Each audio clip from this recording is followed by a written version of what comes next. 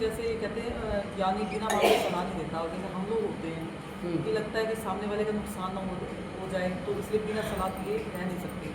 तो और मान लो ज्ञानी बिन मांगे सलाह नहीं देता और सामने वाले का नुकसान हो जाए, तो ज्ञानी को ये नहीं होता कि मैं काफ़ी इसको सलाह दे देता, इसका वो हो जाता, भला हो जाता है इसका। नुकसान किस बात का है ये भी देखना होगा ना। नुकसान तो दुनिया में सबका हो रहा है, किस किस को सलाह दोगे आप जाकर?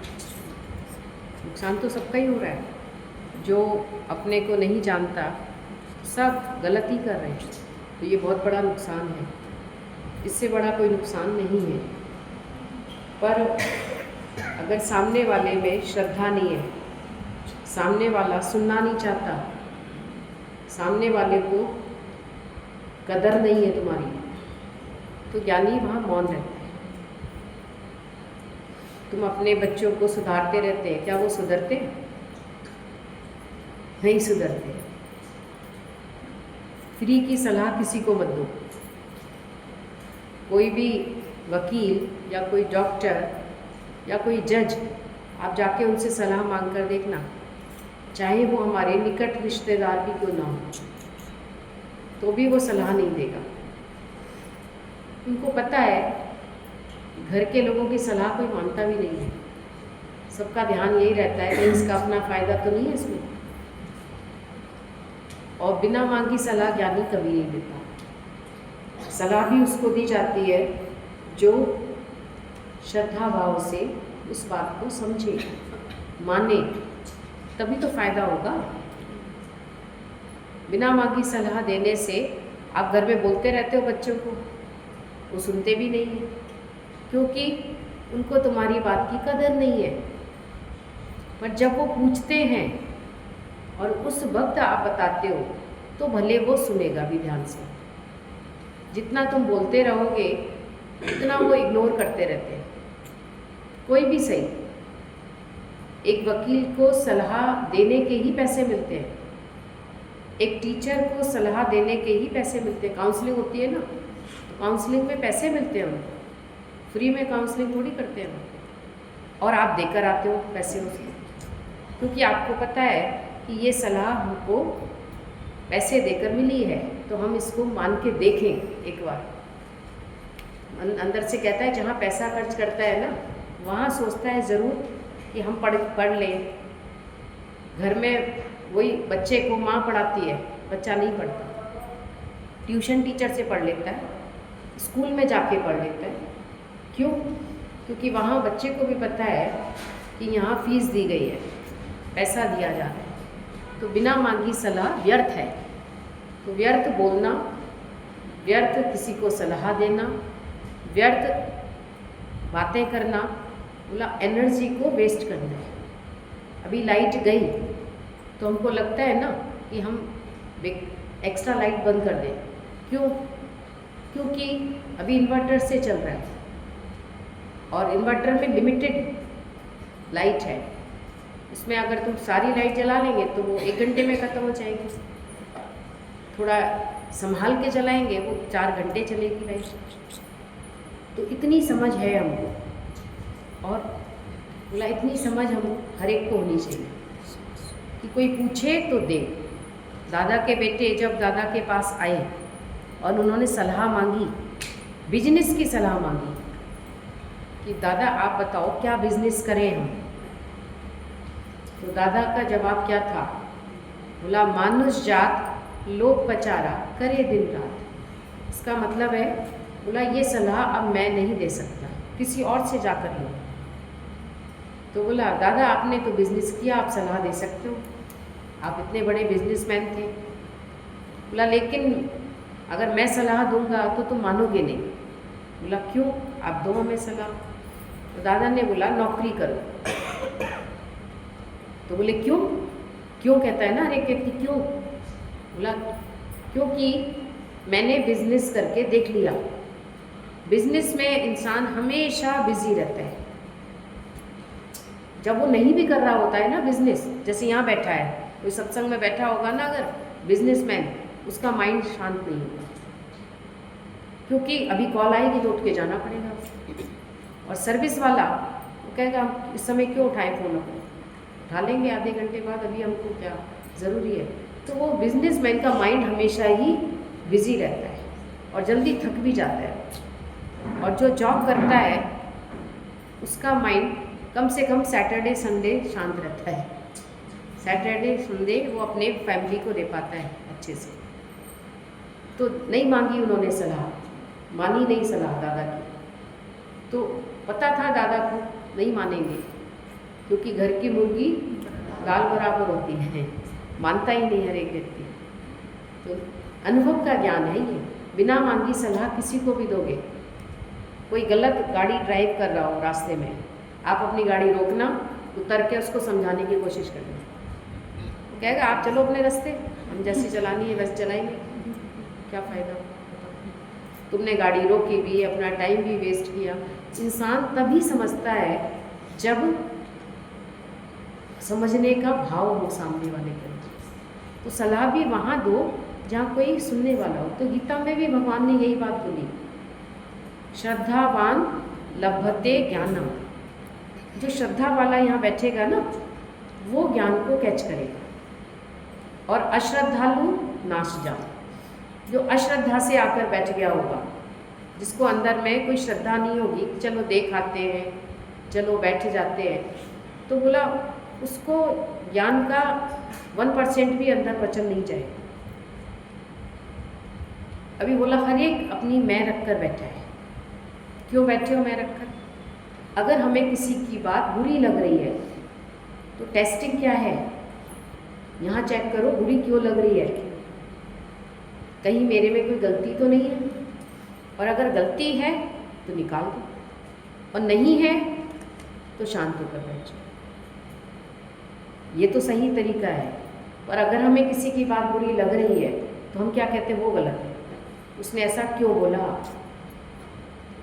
तो हम दूसरे को बदलना चाहते हैं, गुरु कहता है अपने को बदलो। सारी दुनिया सोशल वर्क करना चाहती है, समाज का सुधार।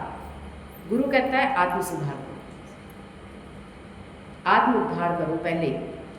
जब तुम्हारा सुधार हो जाएगा, तुम्हारा उद्धार हो जाएगा, तो तुमसे सबका उद्धार हो सकता है। और अगर आत्म सुधार नहीं हुआ तो समाज सुधार भी नहीं है, ये भी पक्की बात है। जो काम हम दूसरे को कह रहे हैं, क्या हम पहले उस काम को हम करते हैं? ये दृष्टांत कितनी बार सुना है आपने? कम से कम 100, 50, 500 बार सुना होगा कि संत के पास जब एक व्यक्ति अपने बेटे को लेकर गया कि संत जी ये गुड़ बहुत खाता है, तो इसको कुछ समझा दो। तो संत ने बोला कल लेकर आना, आज नहीं समझाऊंगा। तो बोला कि ठीक है कल ले आता हूँ। वो तो मान गया बात, क्योंकि उसको तो बच्चे का सुधार करवाना था। दूसरे दिन फिर लेकर आया बच्चे को। संत ने बहुत अच्छी तरह समझाया उसको, बेटा गुड़ नहीं खाते, ज़्यादा गुड़ नहीं खाते, ज़्यादा गुड़ खाने से बीमारियाँ हो जाती हैं, पेट में दर्द हो जाएगा, ये तकलीफ़ हो जाएगी, बहुत सारी बात समझाई और बच्चे को समझ भी आ गई। पर वो बच्चे ने एक प्रश्न किया कि ये बात आपने कल क्यों नहीं समझाई, बस मुझे ये बताओ। मान तो ली मैंने बात आपकी और मानूंगा भी, पर पहले मेरी बात का भी उत्तर दो। तो संत ने बोला, जब कोई सामने सच्चा व्यक्ति होता है ना, तो संत भी उसी तरीके से बात करता है। सरल हृदय वाले को सरलता से ज्ञान सुनाया था। तो बोला कल तक मैं ही गुड़ बहुत खाता था।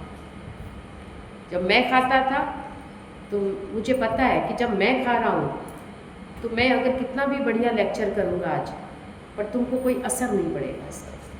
तो कल से आज तक पहले मैंने अपनी आदत को चेंज किया,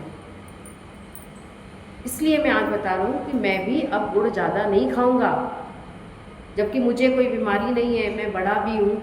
तो इसका सिद्धांत क्या है कि पहले हम जब अपने में बदलाव लाएंगे तो सामने वाला भी अच्छा हो जाएगा हमारे लिए। और सामने वाले में बदलाव लाएंगे तो हमें शांति नहीं आएगी, वो क्षणिक शांति आएगी। हमने इसको कहा ये बदल गई, फिर हमें प्रॉब्लम तो इनसे भी हो जाएगी कि चलो इन्होंने भी हमारी बात मान ली, अब इतने और भी लोग हैं, सारे थोड़ी बदल जाएंगे हमारे लिए। तो हम बदल जाए तो हमारे लिए दुनिया बदल गई। और करके देख लो आप इस बात को, आजमाओ। गुरु का वचन आजमाने के लिए है, सुनने के लिए नहीं है, पीने के लिए है। हम खाली कानों से ज्ञान को ना सुने, हम श्रद्धा से इस बात को मानकर अपना कर देखें, अपना कर देखो, देखो कितना आनंद आएगा तुमको और सारी जीवन तुम्हारी अच्छी हो जाएगी। गुरु का कहना मानकर तो देखो, तभी तो पता लगेगी बात। खाली सुनने से मेरा काम नहीं बनता, पढ़ने से भी मेरा काम नहीं बनता और बोलने से भी मेरा काम नहीं बनता, पर ब्रह्म ही ब्रह्म में गोता लगा ले और ब्रह्म ज्ञान से मस्त बना दे। गुरु हमको ब्रह्म ज्ञान से मस्त बनाता है। खाली बोलने और सुनने से बात नहीं होगी, कुछ सीखो। अगर गुरु का एक वचन भी आज हम यहाँ से लेकर जाते हैं तो देखना आपका फायदा होगा। फायदा ना हो तो बताना। जब कहीं बहुत ज़्यादा झगड़ा बढ़ रहा हो हमारा, कहीं भी XYZ, उस जगह थोड़ी देर चुप हो जाना बस, अंदर से भी और बाहर से भी। अंदर वाला ना भी हो पर बाहर से चुप हो जाना। देखना थोड़ी देर बाद अपने आप रास्ता मिल जाएगा। और जब तक हम बदला लेते रहेंगे, बदले का अंत ही नहीं है। आपको पता है महाभारत के कितने रीजन्स हैं महाभारत होने के? एक रीज़न नहीं है, बहुत सारे, हर एक का अपना कर्म का रीज़न था महाभारत होने का। द्रौपदी का इस तरीके से बोलना कि कैसे अंधे का बेटा भी अंधा, और भीष्म पितामह का अपना अलग कारण था, कृष्ण का अलग कारण था, अर्जुन का अलग कारण था।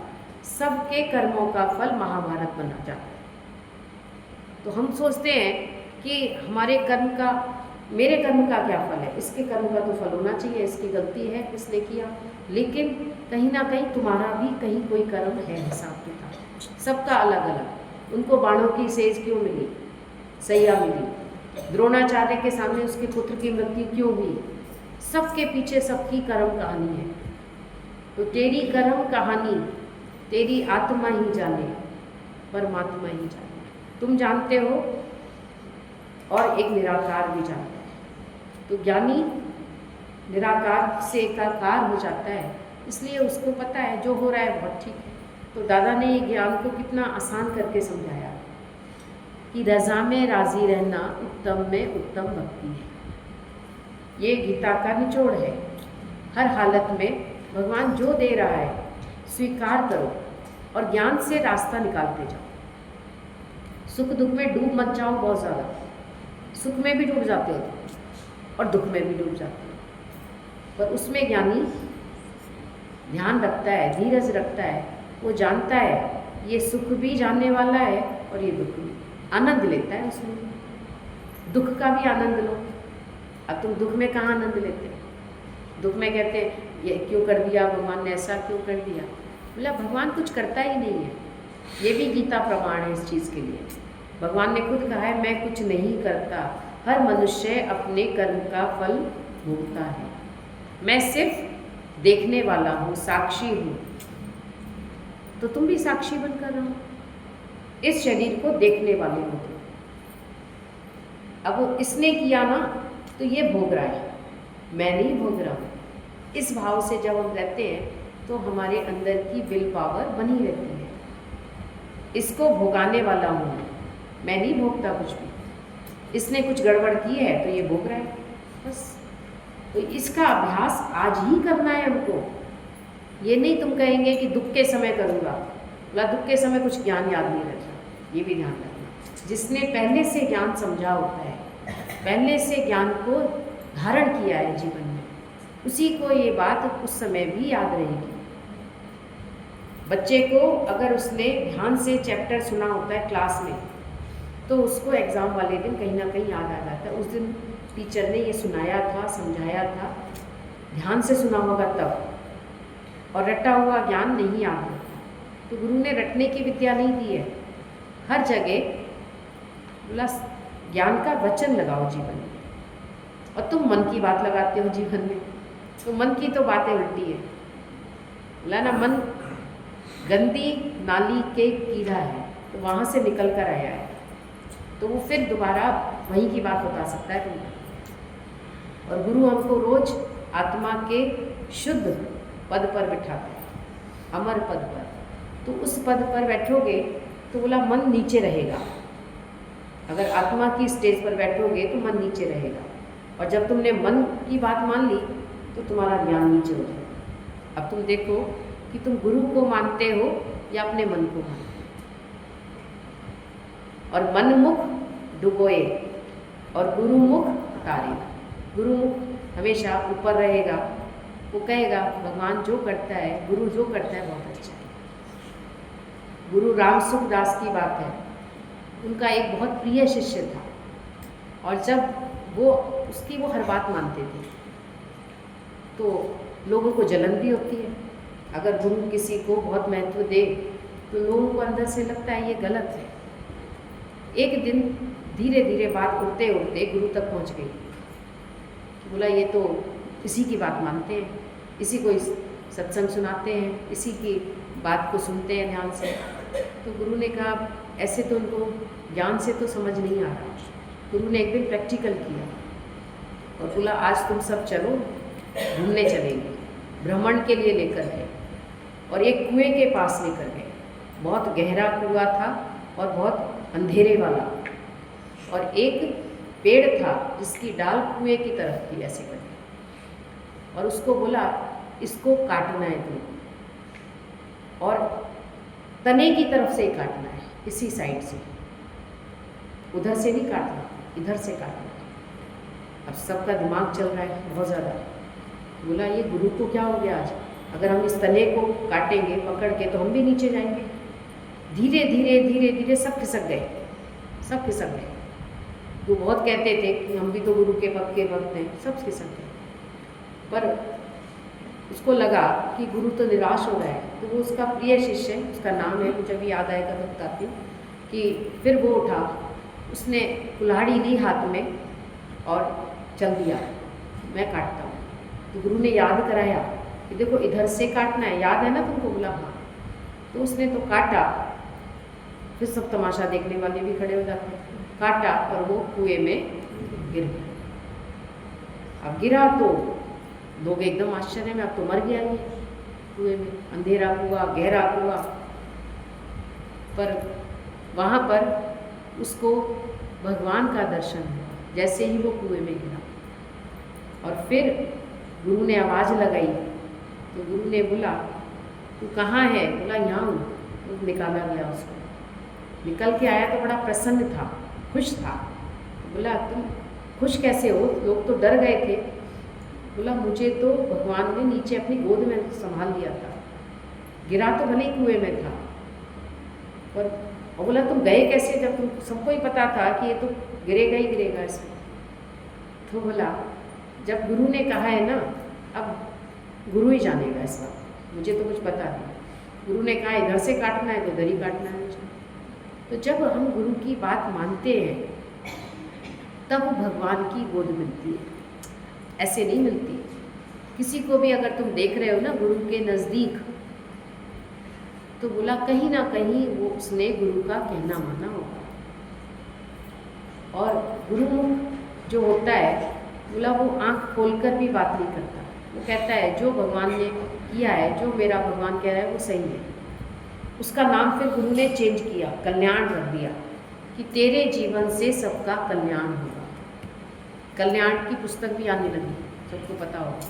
पहले आती थी बहुत अच्छी अच्छी, उसमें दृष्टांत आते थे, बहुत अच्छी अच्छी बातें होती थी, सबके घरों में आती थी।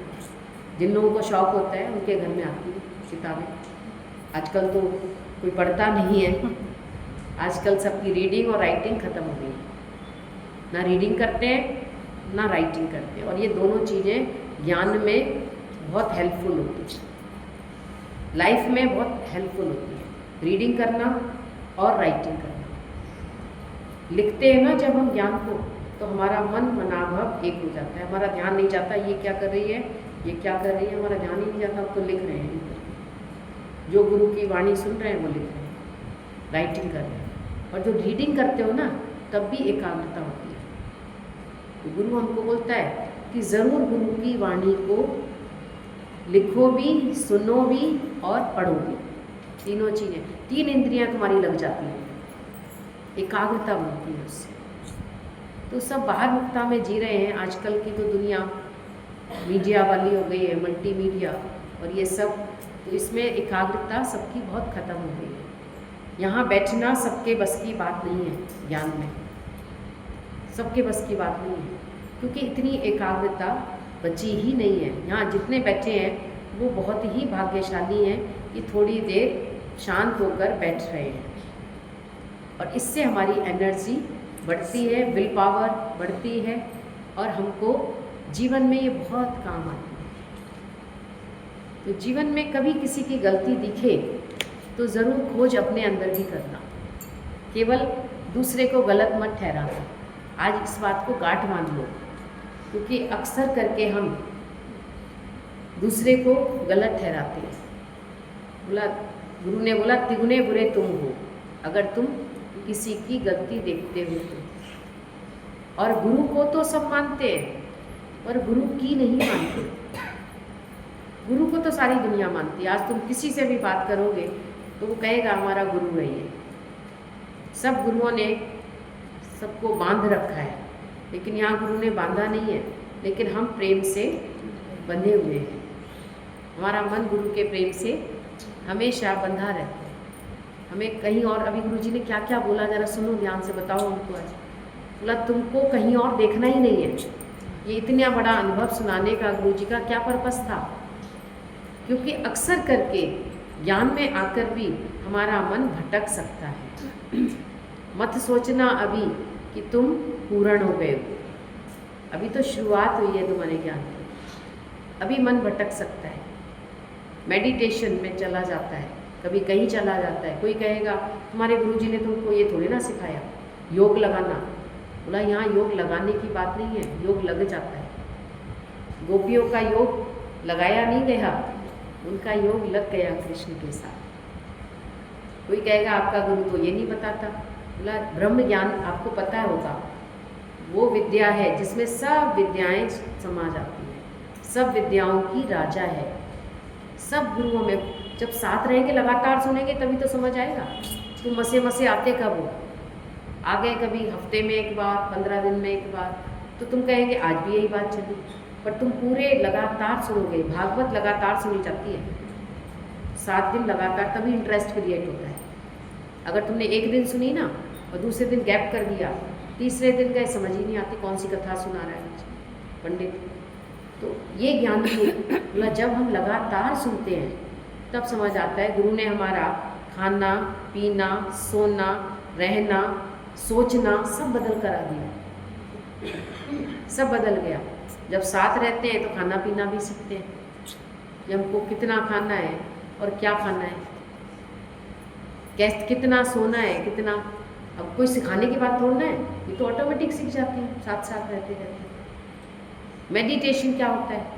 मेडिटेशन में बोला थोड़ी देर के लिए वो आंख बंद कराकर मेडिटेशन कराते हैं, लेकिन यहाँ पर बोला खुली आंखों से भी मेडिटेशन है, क्योंकि गुरु ने हमारे मन को इतना साथ दिया कि मन इधर भी देखने का नहीं करता, इधर भी देखने का, इधर भी क्या देखें। हमारा ध्यान केवल गुरु की तरफ लग गया। इससे बड़ा मेडिटेशन और क्या होगा? और वैसे वो मेडिटेशन जो कराते हैं बोलकर या म्यूज़िक के साथ, मतलब उसमें तो मन भाग जाता है। वो बेचारा बोलने वाला बोल रहा होता है, हमारा मन सब्जी बनानी है मुझे घर जाके, फिर करेले बनाने हैं, फिर छीलने हैं, अभी खील के ही नहीं आई मैं, तो भागता है मन। ऐसे सच्चाई है ये बात, ऐसे थोड़ी ना बोल रहे हैं। यहाँ बैठे होते हैं, क्यों नहीं सुन पाते पूरा? क्यों नहीं गुरु की वाणी को कैच कर पाते? क्योंकि ध्यान भटक रहा होता है। बच्चों का ध्यान अपनी जगह जाता है, बड़ों का ध्यान अपनी जगह, गृहस्थी का ध्यान अपनी जगह जाता है। पर यहाँ पर गुरु कहता है थोड़ी देर तुम अपने मन को शांत करो, थोड़ी देर। इससे बड़ा बोला कहीं मेडिटेशन हो ही नहीं सकता। बाकी सारी दुनिया कहेगी तुमने विपस्सना तो नहीं की। विपस्सना क्या होती है? हमने पूछा किसी से होती क्या, जरा बताओ। बोला ऐसे तो मुझे पता नहीं, अब फलानी तू बता, तू भी तो गई थी साथ में। हमने कहा तू उससे क्यों पूछ रही है, तुम ही बताओ, दूसरे से क्यों कह रहे हो? तुम क्या करके आए हो ये तो बताओ हमको। बोला वैसे तो यही चल रहा था, बस सुबह उठना है, थोड़ा योग करना है, खाना है, फिर मेडिटेशन करना है, ये भी बस ना हो जाती है। मैंने कहा ये तो हमारी रोज़ होती है, फिर स्पेशल नहीं जाने की ज़रूरत है हमें कहीं भी। तो गुरु ने बोला सब विद्याएं हमको दे दी, पढ़ाई में भी ध्यान तभी एकाग्र होगा जब तुम मन को शांत कर पाए, थैंकफुल होंगे जब तुम। सबसे पहले जब किताब उठाते हो ना, इस किताब का भी थैंक्स करो। किसी बच्चे के पास तो किताब भी नहीं है, पुरानी पुस्तकें मिलती हैं बच्चों को, जाके देखो ज़रा, तभी तुम्हारा शुक्राना निकलेगा। तुम्हें नई नई पुस्तक पढ़ने को मिल रही है। एक चैप्टर आता है उसमें बच्चे कहते हैं हमारा पढ़ने का मन नहीं करता। क्यों? क्योंकि हमें पुरानी पुस्तकों उसमें से स्मेल आ रही होती है, पता नहीं कितने लोगों ने उसको पढ़ी होती है पहले। तो आज हम शुक्राना करते हैं हमारे हाथ में नई पुस्तक है, नई डायरी है, नया पेन मिलता है तुमको हाथ में, उसी का शुक्राना करो। पहले पेन भी कहाँ मिलते थे? मिलता था अच्छा पेन कभी? हमने तो कभी देखा ही नहीं है। पार्कर का पेन के लिए लालायित रहते थे, अब पार्कर का पेन ऐसे घूम रहा होता है, लिखने वाले लोग नहीं है। दे दो किसी को पेन, कोई लिखता ही नहीं कुछ भी। इतनी डायरियाँ हमने बांटी, मतलब किसी ने पॉइंट्स ही नहीं लिखते, ले जाके रहते पकड़ा देते दूसरे को, ले तू लिख लेना। क्यों भाई? ये डायरी गुरु ने दी है ना, तो ये हमारे इस्तेमाल के लिए दी है, इसमें गुरु का वचन लिखना है हमको। तो बात को समझो, गुरु ने कितना अंदर तक हमको एक एक चीज़ का शुक्राना करना सिखा दिया। रसोई में जाते हो पहले शुक्राना करो कि आज तुम्हारे घर में गैस है, सिलेंडर बहुत महंगा हो गया है, तो भी परमात्मा ने हमको खाने के लिए चूल्हा दिया, बनाने के लिए सब कुछ दिया है। शुक्राना करते हो कभी? नहीं तो हमको भी ब्लैक में लेना पड़ता चूल्हा। शुक्राना है भगवान का, हर चीज़ का शुक्राना करो। और दादा का वचन याद रखना, उन्होंने आज से कम 70-75 साल पहले बोला था कि अगर गेहूं का एक दाना 100 रुपये का भी हो जाए तो भी भगवान में से विश्वास मत निकालना, भगवान उस दिन भी तुमको रोटी खिलाएगा। तो 100 रुपये का एक दाना तो भी नहीं हुआ, थोड़ी महंगाई तो बहुत हो गई, लेकिन फिर भी इतनी महंगाई नहीं हुई है। लेकिन आज भी शुक्राना तो करो। कितना भी महंगा अनाज है तो भी खा तो रहे हो या नहीं खा रहे? क्या खा भी रहे हो और सबको खिला भी रहे हो। जो भी घर में आता है उसको भी भगवान तुम्हारे दे रहा है। कितना शुक्राना करें कि आज भगवान ने तुमको घर दिया, माँ बाप दिए, इससे बड़ी शुक्राने की क्या बात है। एक दिन तो हमने मदर्स डे मना लिया, बाकी दिन बहुत अच्छा मना इस बार हमारा मदर्स डे, क्योंकि माँ सामने है तो मदर्स डे बहुत अच्छा है। तो बोला माँ तो हमेशा है, जिसने जीवन दिया है तुमको, तो बोला वो तो हमेशा रहेगा तुम्हारे साथ, तुम्हारे रूप में ही रहेगा। क्यों नहीं है? वही तो है, तुम वही नहीं। तो एक दिन थोड़ी ना मदर्स डे होता है खाली। बोला रोज का दिन शुक्राना करने का, अंदर से गदगद होने का होता है, भगवान ने क्या नहीं दिया। फिर याद रखना पड़ता है कौन सा संडे होता है मदर्स डे, जरा बताना यार। मतलब तुम्हें ये तक तो याद नहीं है अभी कौन सा संडे होता है, कौन सा दिन होता है मदर्स डे, तो फिर क्या ही करोगे तुम? तो रोज का दिन ही माँ का दिन है, क्यों नहीं है? जिनको नहीं याद रहता उनको एक ही दिन है, हमारे लिए बोला रोज गुरु का दिन है। गुरु माता पिता, गुरु बंधु सखा, तेरे चरणों में स्वामी मेरे कोटि प्रणाम। कितना तुम गुरु का कहना मानते हो? और गुरु से बड़ा बोला कोई है भी नहीं सर, है ही वही जिसने हमको जीवन दिया। माने तो हमें जन्म दिया, बोला उसने तो जन्म दिया खाली, जीवन तो गुरु ने दिया। तो जीवन चल रहा है तो ये उसी की अमानत है, उसी की कृपा है, उसी का शुक्राना है। अंदर से हमेशा प्रेम में रहो, अकड़ के नहीं चलो, क्योंकि अकड़ भगवान ने किसी की भी अच्छी नहीं रखी। रावण ने भी बहुत इनकार किया पर उसका अंत अच्छा नहीं। तो सलाह भी बिना मांगी नहीं दो, क्योंकि बिना मांगी सलाह की भी कोई कीमत नहीं करता। ज्ञानी के सामने भी राम की बात आती है, रमणमय ऋषि की, वो ब्रह्मज्ञानी थे। तो जब उनके पास एक शिष्य गया, उसके साथ उसका रिश्तेदार भी चला गया। तो बोला मेरा गुरु ना ब्रह्म ज्ञानी है। वो जाकर बैठे, वो बैठा, वो भी बैठ गया, दोनों बैठ गए। रमण महर्षि बोलते नहीं थे, बोलकर भाषण नहीं देते थे, मौन में देते थे, मौन में सिखाते थे। और जाकर वो बैठ गए, वो भी मौन में और शिष्य भी मौन में था। और जो नया व्यक्ति गया था उसके साथ रिश्तेदार, बैठना उसको भी मौन पड़ा, पर उसका मन अंदर से कुलकुला रहा है, कुछ बोले तो सही, कुछ बोले तो सही। उसको कह रहा है ये तुम्हारा गुरु कुछ बोलता ही नहीं। उसने कहा मौन। उसी वक्त एक गाय आई, और गाय आई तो इतने सारे केले उनके पास रखे हुए थे, तो वो उठा कर ले गई, खा गई, खींच कर ले गई। तब भी वो मौन बैठा है। थोड़ी देर बाद 2 शिष्य आए, वो झगड़ा कर रहे थे, लड़ाई कर रहे थे। नौजवान शिष्य थे उसके आश्रम में, वो झगड़ा कर रहे थे, तो भी रमण महर्षि शांत थे। अब उसके बाद वो जब चलने लगे तो उसने बोला ये कैसा गुरु है। इसने तो उनको रोका भी नहीं जो लड़ रहे थे, और जो गाय लेकर चली गई केले, उसको भी कुछ नहीं कहा। तो ये कैसा ब्रह्म ज्ञानी है। तो बोला ब्रह्म ज्ञानी की स्थिति क्या होती है तुम नहीं जान सकते। बोला उसके सामने उसके शिष्य लड़ रहे हैं 2 आश्रम में, तो भी कोई मौन रहे, कितनी बड़ी बात है। बोला ये इनकी नादानी है जो लड़ रहे हैं। इन्होंने ज्ञान तो इसने भी सुना है, इसने भी सुना है, पर दोनों अज्ञानी बन के लड़ रहे हैं, तो गुरु क्या बोलेगा फिर उसमें। और गाय उसको ज़्यादा ज़रूरत होगी केले की, तो वो खा के चले गए। केला इसने खाया या इन्होंने खाया, हमें तो खिलाना ही था किसी को भी। तो उसकी दृष्टि में दोनों ही बराबर थे। तो ब्रह्मज्ञानी की गति को, मति को आप आसानी से नहीं समझ सकते। क्यों नहीं सलाह देता। बोला उस समय कोई सलाह मानेगा जब लड़ रहे हो 2 लोग, सुनेगा कोई। वो कहेगा मैं राइट, दूसरा कहेगा मैं राइट, तो सलाह देने का फायदा ही नहीं। कोई सुनने वाला हो तो उसको सुनाया जाए ज्ञान, तो सलाह बिना मांगी देने का कोई फ़ायदा ही नहीं है। और तुम्हें अगर फ़ायदा लगता है तो देख लेना। कभी बोला ना 2 व्यक्ति लड़ रहे थे, एक ने बोला मैं तेरी 32 ही तोड़ दूँगा, दूसरी ने बोला मैं तेरी 64 तोड़ूँगा। तो तीसरा व्यक्ति कहता है भाई 64 कहाँ होती है, 32 ही तो होती है। बोला 32 तेरी भी तोड़ूँगा, तू बीच में बोलेगा तो तेरी भी तोड़ूँगा। कहने का मतलब है उस समय में कोई फ़ायदा नहीं। करके देख लेना, अगर तुमको गुरु की बात पर विश्वास ना हो ना अगर आज, तो बिना मांगी सलाह देकर देख लेना, और फिर आकर इसका रिजल्ट भी बताना सत्संग में। इस सुनने वाले ने तुम्हारी बात सुनी या तुम्हारी भी 32 ही तोड़ दी। हो सकता है, ये भी हो सकता है।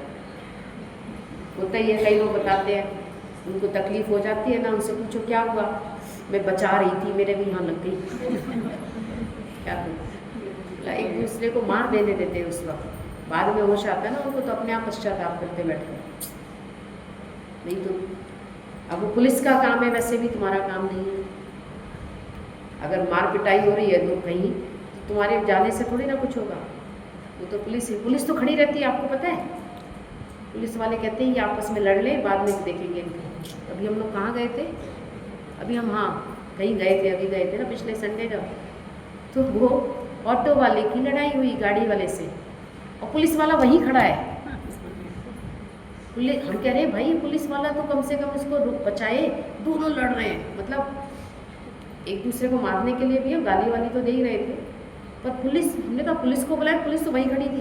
पुलिस वाला वो बाद में, पुलिस कहती है आपस में लड़ लो पहले को, बीच में हम भी जाके क्या करेंगे। जब वो लड़ लिए तो पुलिस चौकी में गए, तो वहाँ पे उनकी रिपोर्ट हो गई, FIR लिख ली उन्होंने। उनका काम है FIR लिखने का, बचाने का नहीं है।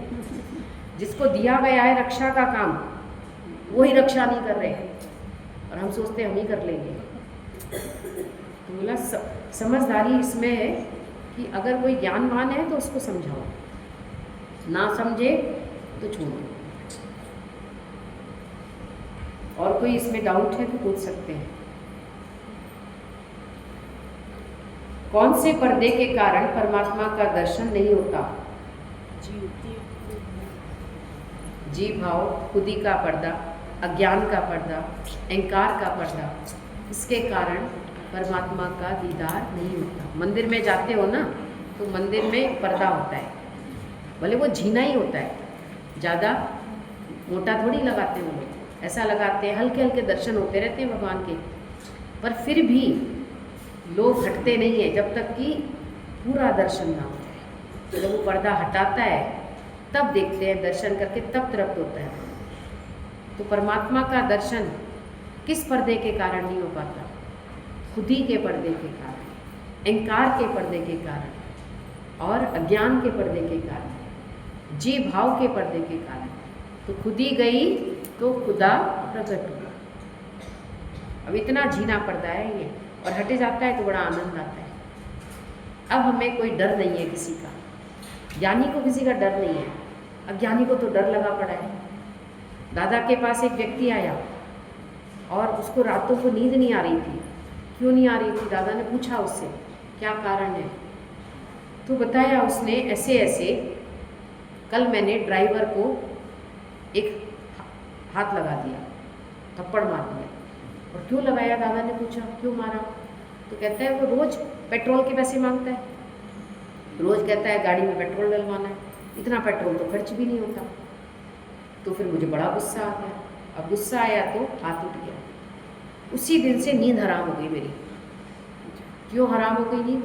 बोला रात को ना जब सोता हूँ हल्का सा खटका होता है, एकदम उठ जाता हूँ घबरा कर, कहीं वो आ तो नहीं गया, क्योंकि वो चाबी फेंक कर भागा था और ये कहकर गया था देख लूँगा, और देख लूँगा ही नहीं डरा दिया उसको। और ये सच्ची बात है, ये कोई ऐसी मजाक नहीं है, अनुभव है ये कि हम कैसे बोला डरते कब है? जब हमसे कोई गलती हुई हो तो अपनी गलती को सुधार लो बस, खाली और कुछ करना ही नहीं।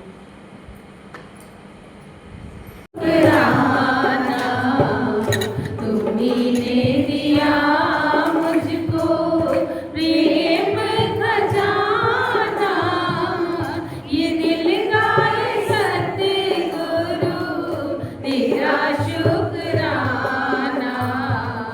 तुमने दिया मुझको जगत में बाहर, मुखी हो रहे थे, सुख में सुखी दुख में दुखी हो रहे थे।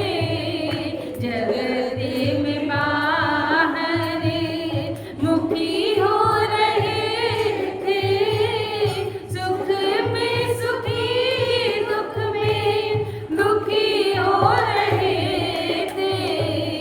सिखा हर हाल में दिया मुस्कुराना, ये दिल गाए सतगुरु तेरा शुक्राना।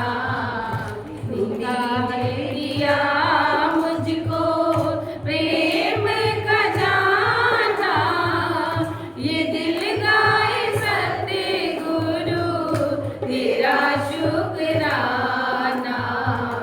तुमने दिया मुझको खुद गर्ज होकर अपने लिए ही जीते, अपने ही हाथों विष के प्याले पिए थे। खुद गर्ज होकर अपने लिए ही जिए थे, अपने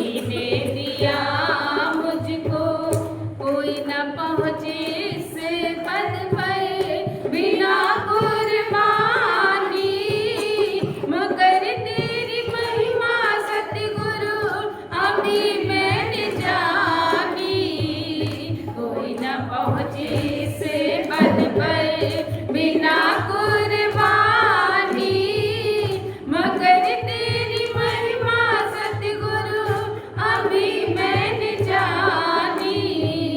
जल्दी बन के शम्मा तभी आया परवाना, ये दिल गाए सतगुरु तेरा शुक्राना। तुम्ही ने दिया मुझको प्रेम खजाना, ये दिल गाए सतगुरु तेरा शुक्राना।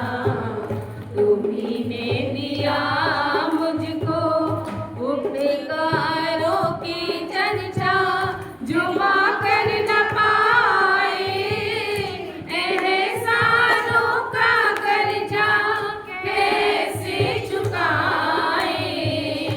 उपकारों की चर्चा जुबा कर न पाए, एहसानों का कर्जा कैसे चुकाए। सिवा आंसुओं के क्या दिए नजराना, ये दिल गाए सतगुरु तेरा शुक्राना। तुम्ही ने दिया मुझको प्रेम खजाना, ये दिल गाए सतगुरु तेरा शुक्राना। तुम्ही ने दिया मुझको प्रेम खजाना, ये दिल गाए सतगुरु तेरा शुक्राना।